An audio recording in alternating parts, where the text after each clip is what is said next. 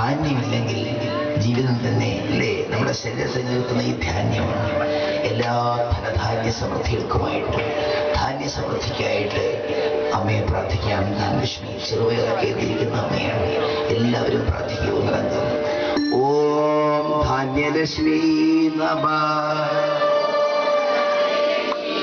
ഓം ധാന്യലക്ഷ്മി നമഃ. ഓം ധാന്യലക്ഷ്മി നമഃ. ഐ കലി കൽമഷനാശിനി ൈര്യരൂപിണി വേദമയി ക്ഷീരസംഭവമംഗളരൂപിണി നിവാസിനി ജലധാരിണി അംബുജവാസിനി ഭജനാചിതപാലയുനി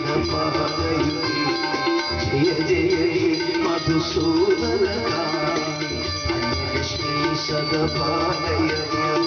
ജയ ജയ മധുസൂദനകാരി ധാന്യലക്ഷ്മി സദപാലയ. ഈ നമുക്ക് ഒരേ ഒരു അമ്മയാണ് ഭരിക്കാനുള്ളത്. താമരപ്പൂക്കളൊക്കെ എന്തിരുന്ന അമ്മ, പുഷ്പങ്ങൾ എന്തിരുന്ന അമ്മ അമ്മയാണ്.